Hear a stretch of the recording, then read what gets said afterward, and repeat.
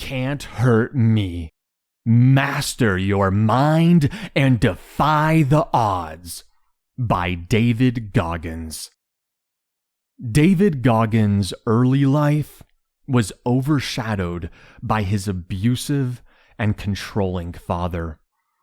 While many American children enjoy a happy and carefree childhood filled with play, safety, and parental love, this was not the case for Goggins. Born in New York in 1975, Goggins missed out on the simple pleasures of childhood. From the young age of 6, he, along with his mother and older brother, were under the control of his oppressive father. As a self-made businessman, his father owned a roller disco rink and forced his own family to be his workforce. Almost every night, Goggins' father brought his wife and children to his skating rink, where they had to work non-stop until midnight. Between the ages of 6 and 8, David's job was to take care of skating shoes. His mother cooked their dinner on a hot plate in the rink's office, and after they finished working around midnight, she also put them to bed there. Sadly, the loud music from the dance floor made sleep nearly impossible, causing Goggins to often fall asleep in school and struggle to focus on his lessons. This exhausting schedule of school and late-night work would have been difficult for any child, but the horrifying abuse from Goggins' father made his life nearly unbearable. David frequently saw his father beating his mother with a belt when she dared to defy him. On one occasion, when David had a severe ear infection, his mother took him to the hospital. David's father resented spending money on David's ear infection. After returning from the hospital, David's father viciously beat his mother. When David tried to defend his mother, he also suffered beatings, leaving him with bruises and welts to hide at school. Fortunately, when David was 8 years old, he and his mother managed to break free from their abuser. His mother convinced his father to let her have a credit card in her name, and with the kind help of a neighbor, she planned their escape. After leaving the house quickly, David and his mother moved to the small town of Brazil, Indiana, where they began a new life without David's father. However, their newfound freedom was not without heartache, as David's older brother chose to stay with their father despite his cruelty, not wanting to change cities, resulting in David rarely seeing him after their departure. Regrettably, David's life in Indiana would not be entirely free from hardship either. Goggins may have escaped his father, but he could not avoid the lasting effects of his past suffering. Though Goggins managed to leave his abusive father behind, the rest of his childhood was still difficult. In a small town in Indiana, he faced poverty and the lasting impact of his traumatic past during his formative years. After the initial relief of escaping his father faded, David and his mother confronted a new, harsh reality. They were now extremely poor. His father provided very little financial support for his wife and child in their new life. David and his mother lived in a public housing block, paying $7 a month for rent and barely making ends meet with her part-time job and a $123 per month welfare check. As if poverty was not challenging enough, the lasting effects of David's traumatic early years started to show during 3rd grade. After enduring years of abuse from his father, David developed a nervous stutter. His hair began to fall out, and patches of his skin changed color. As a result, David understood that he had experienced toxic stress. This occurs when young children have suffered severe abuse and undergo long-term changes in their brain chemistry, leading to a constant state of fight or flight. In other words, David's past trauma had put his brain and body on permanent high alert for danger. David soon discovered that toxic stress also had a negative impact on children's memory. Even highly intelligent children can struggle to remember what they have learned in school when experiencing this toxic stress condition.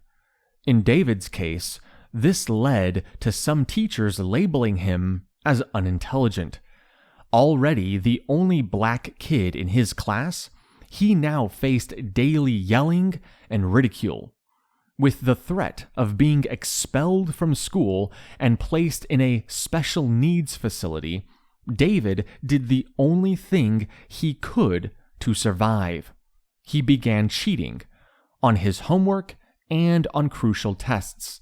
The outcome: his unsuspecting teachers let him stay in school, not being transferred to a special needs facility. But his education suffered greatly from the cheating. As he entered his teenage years, unknown to others, David could barely read. Fear and disappointment prevented Goggins from realizing his full potential as a young man. As a teenager, David continued to struggle with school and reading. However, in his late teens, Goggins finally found a clear goal for his life: joining the United States Air Force. Enforced by the prospect of becoming a military man, he worked hard to learn how to read and was accepted into Air Force training. Sadly, his journey to success would not be an easy one. David's dream was to become Air Force Pararescue, a specialized soldier who parachutes into war zones to rescue injured pilots. To complete his training, David had to face his most difficult challenge yet: swimming. David's mother could not afford swimming lessons, and he was 12 years old before he even saw a pool. This meant that when he was ready to begin military training, his swimming skills were severely lacking, making it difficult for him to pass the required tests. Overwhelmed by fear and facing increasingly demanding swimming challenges, he ultimately chose to quit. When a routine medical test discovered a predisposition to sickle cell anemia, a blood disease, David used it as an excuse to leave the military on medical grounds. Deep down, he knew he should stay and confront his challenges, but fear won the battle. By 1999, his military dreams shattered. 24-year-old David found himself working a dead-end job as a night shift pest exterminator and using food to numb his disappointment. After leaving the Air Force, his weight increased from 255 pounds to nearly 300 pounds as his eating habits spiraled out of control. After his nighttime pest exterminator shift ended, David's first stop was for a chocolate milkshake and a box of donuts on his way home. And that was just the first breakfast. Afterward, he would drive to his mother's house where she prepared his usual morning meal. Unbelievably, 8 cinnamon rolls, 6 eggs, 10 bacon strips, and plenty of sugary cereal. Tragically, David turned to food as a way to cope with the harsh reality of his life. He was undereducated, unskilled, and on the path to a dead-end future. Fortunately, the motivation David needed to transform his unsatisfying life was just around the corner. Goggins transformed his life and body in pursuit of becoming a Navy SEAL. One morning, after indulging in yet another enormous breakfast, Goggins saw a television documentary that would change his life forever. A film about Navy SEALs in training. SEALs are considered the most elite fighting force in the world, and their training is the most challenging. Only the absolute best succeed. Captivated by the SEAL recruitment's mental toughness, determination to push through pain, and outstanding physical condition, Goggins felt a strong desire to try to join. Over the next few weeks, he called Navy recruitment offices around the United States, seeking an opportunity to train as a SEAL. Fortunately, there was a program for former military recruits who wanted to rejoin active duty in the Navy. Goggins learned he could use this program to enter SEAL training. However, there were 2 obstacles. First, the program would close in 3 months. Second, Goggins weighed too much to join the Navy. The maximum allowable weight was 191 pounds, but he, at that time, weighed 297 pounds. This meant he had less than 3 months to lose 106 pounds if he wanted even the chance to become a Navy SEAL. Unfazed, Goggins embarked on an intense fitness regimen. For the next 3 months, he woke up at 4:30 a.m.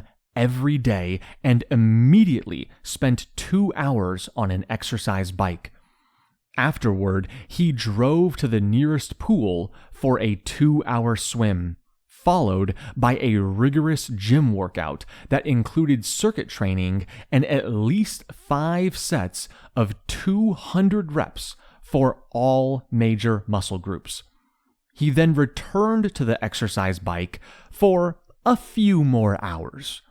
After dinner, he cycled for another 2 hours. Incredibly, Goggins lost 25 pounds within 14 days and added a 4-mile run to his already extremely intense daily exercise routine. When the enrollment deadline arrived, he was in excellent shape. He joined the program and faced a demanding training period, enduring 5.5 days with very little sleep and performing strenuous exercise drills while drenched in water and coated in sand. Despite the hardships, Goggins persevered. He graduated from training and ultimately achieved his dream of becoming a Navy SEAL. Goggins' most remarkable achievements are in ultra running. After fulfilling his dream of becoming a Navy SEAL, Goggins eventually sought new challenges to push his physical limits just as SEAL training had done. In 2005, he discovered ultra running, extreme long-distance running, as his next test. Goggins took up ultra running to support a worthy cause.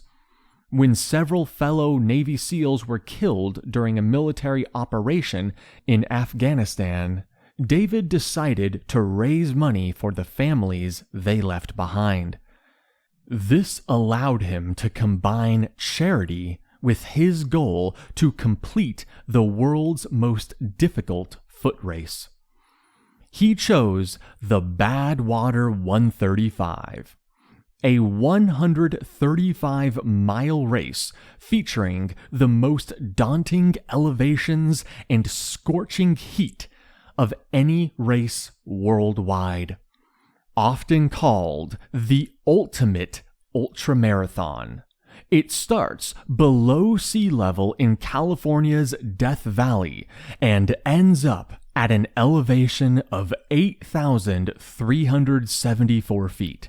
The race takes place in July, when Death Valley is frequently the hottest place on Earth.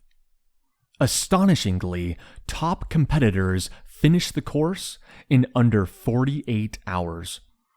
To participate in Badwater 135, Goggins first had to qualify by completing another 100-mile race. He tackled the San Diego One Day, a 100-mile race in the city's center. Remarkably, Goggins finished this initial race without any specific training. In the year leading up to the race, he had only spent 20 minutes per week on a cross-trainer at the gym for cardio. Despite enduring immense difficulties during the race, including losing bladder and bowel control due to extreme exertion, he completed the race in just 19 hours, even running an extra mile to ensure he had truly finished. Following this victory, Goggins was accepted as a Badwater 135 competitor in 2006. This time, he trained diligently for the race. He studied the terrain thoroughly and prepared for the extreme heat in which the race would take place. On race day, his hard work paid off, and Goggins completed the Badwater 135 in just 30 hours, securing 5th place. With determination and effort, anyone can achieve success like Goggins.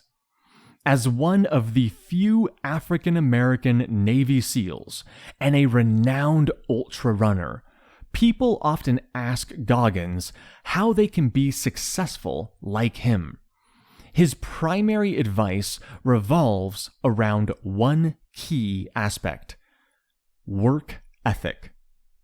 Unfortunately, our society has become fixated on quick solutions.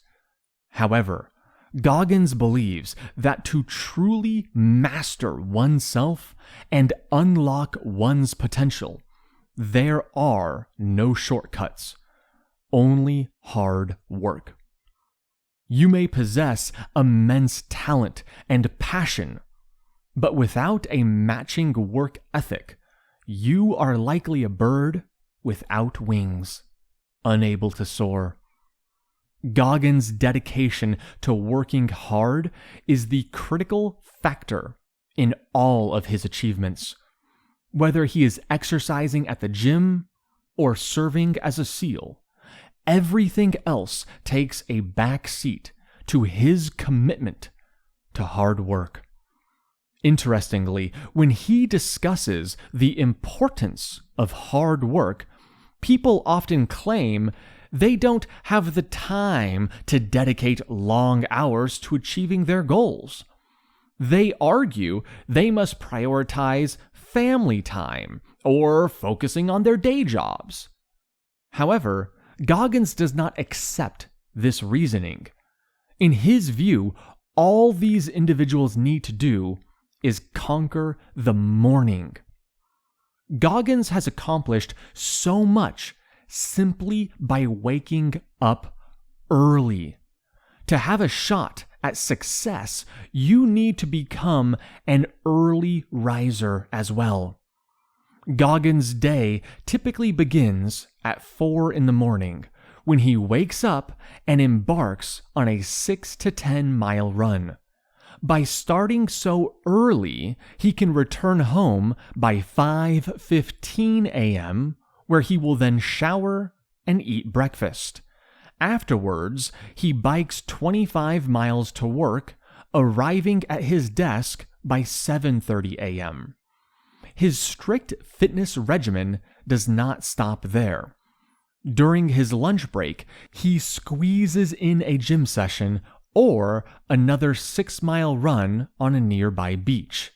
After work, he cycles back home, and by the time he steps through his front door at 7 p.m., he has managed to cycle 50 miles and run at least 10 more, and work a 9-to-5 desk job with several hours left for family or friends.